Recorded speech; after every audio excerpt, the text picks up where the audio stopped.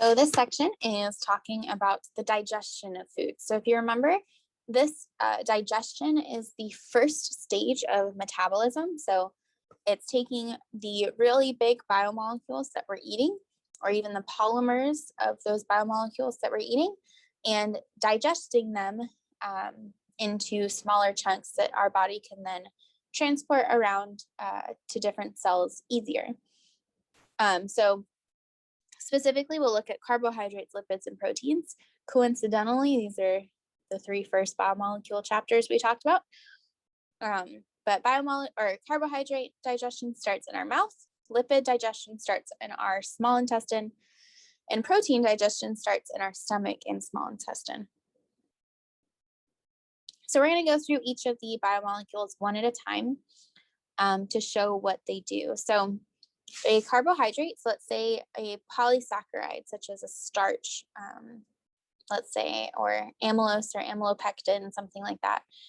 In our mouth, our saliva has a enzyme called amylase,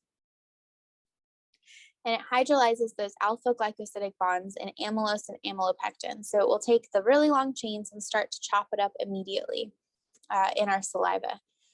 So then we're going to, in that process, we'll make from the big polysaccharide, our saliva amylase will make things like dextrins, which have 4 glucose units. You can have maltose, glucose. So we're breaking down into smaller glucose units just with our saliva. Then those sugars go into our stomach, where they actually don't do anything. So in a very low pH, a very acidic environment like our stomachs, it does not allow for the process of digestion of sugars. So sugars will just pass right through our stomachs and go into our small intestine to continue digesting.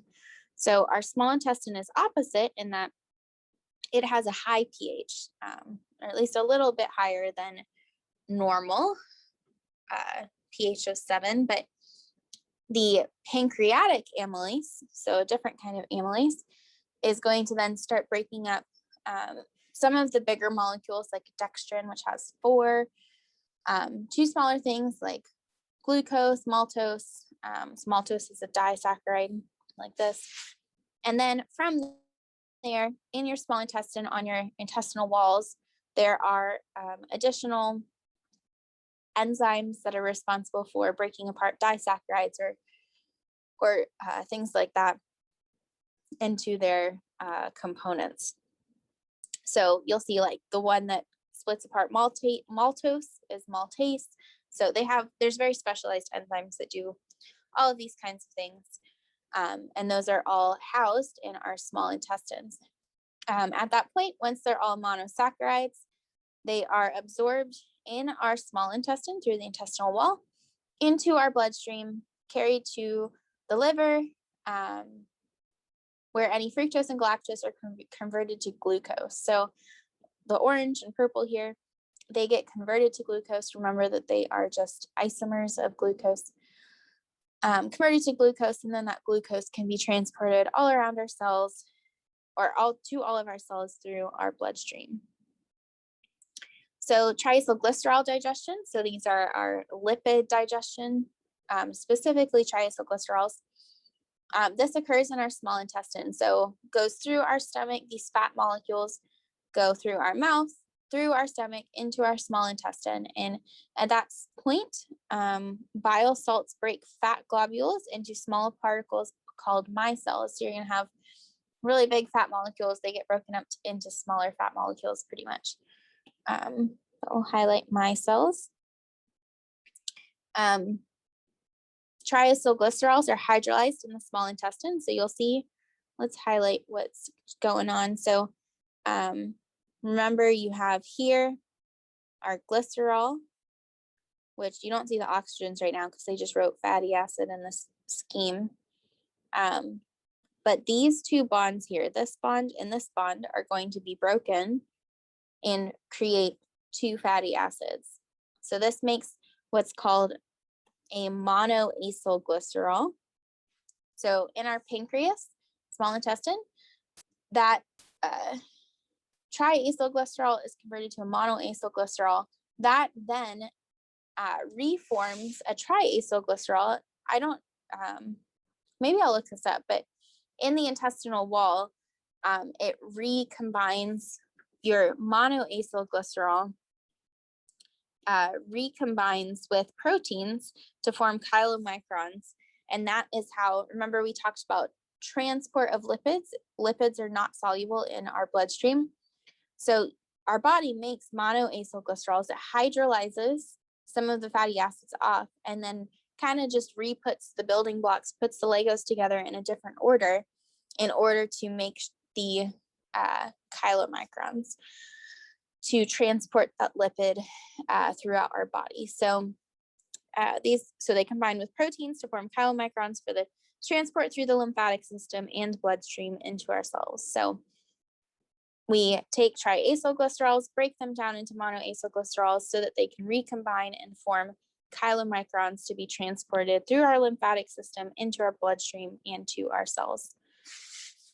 And that's where they will be further hydrolyzed to glycerol and fatty acids in our cells. Okay, and then the last kind of digestion is protein digestion. So in our stomachs, once proteins get into our stomachs, there's an acidic environment and a enzyme called pepsin. So this is an enzyme. It's a little different. It doesn't have that ASE ending. Pepsin will denature, or I'm sorry, the acidic environment denatures the protein. So if you eat a protein and it's got that tertiary or quaternary structure, even secondary structure, you're going to destroy that in your stomach because of the acidic environment. And pepsin is going to start hydrolyzing those peptide bonds. So you're going to go from those long chain proteins to polypeptides. So large proteins, remember, are more than 50 amino acids. Polypeptides, so you're probably talking more like 5 to 20 amino acids in a row. So we're just taking it and chopping it into smaller bits. Then those polypeptides in smaller chunks will go into our small intestine, and then enzymes like trypsin and chymotrypsin hydrolyze those fully into amino acids. And those amino acids can go into our intestinal wall, into our bloodstream, and throughout our body and our cells. Okay, so our learning check here says to match the end products of digestion. So the end products are our options are amino acids, fatty acids, and glycerol, or glucose, with the types of food. So fats after digestion are converted into fatty acids and glycerol.